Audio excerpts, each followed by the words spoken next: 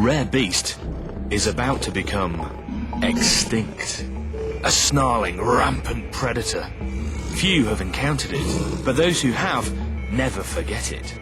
And I'm one of the brave ones who actually kept one for a year. I'm talking about the Monaro. It's a car Vauxhall adopted from Australia in an attempt to give UK buyers something they hadn't had in a long time. Cheap V8 muscle. In an age when cars are increasingly full of performance-enhancing electronics, here is one that actually sticks to a really simple formula. There's a huge engine up front that drives through the rear wheels. It's road-warping performance for under 30 grand. Unfortunately, it's never really found a mass audience. It's being phased out to be replaced by a four-door Commodore next year. But it's not going down without a fight.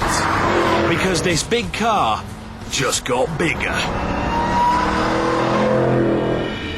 As a final flourish, they very kindly stuck a supercharger on it to create the VXR 500.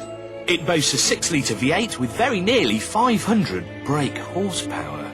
Vauxhall reckon it's so scary that they've actually sent me a giant man's nappy. Branded. Nice touch. We're talking supercar serious numbers. This is a big 1,650 kilogram coupe that should hit 0 to 62 miles an hour in under 5 seconds. It should, in theory, go well past 180 miles an hour. The figures aren't official yet because, I suspect, no one's been brave enough to try. Until now.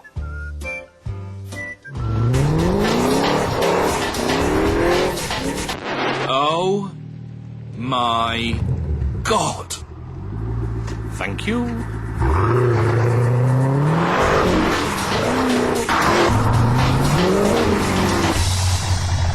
Now, the thing with a mechanically driven supercharger is that, unlike a turbo, it doesn't have to wait for the exhaust gas to spin the blade to make the forced induction happen.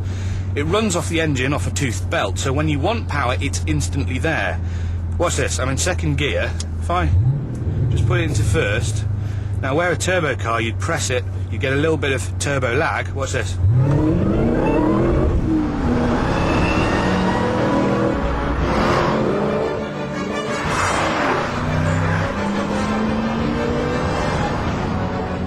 Unfortunately, that also means that when you want power, it's a bit too instantly there. To make matters worse, there's an exhaust that sounds like someone torturing a lion through stadium speakers. It just eggs you on. Listen to this.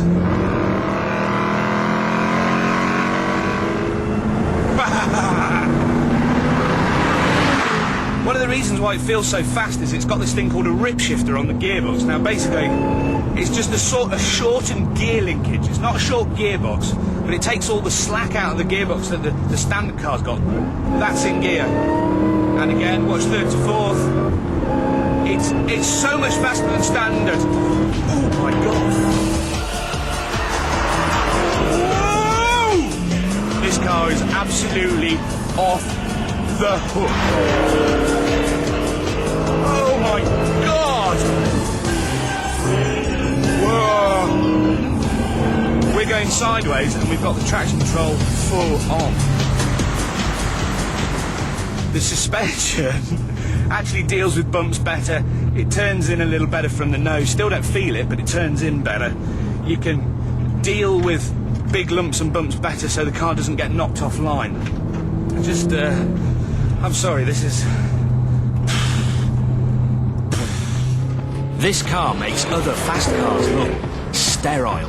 It doesn't rewrite the rule book, it just does a dirty, big burnout on it. The crazy thing is that the VXR 500 is being offered as a special edition for $35,995.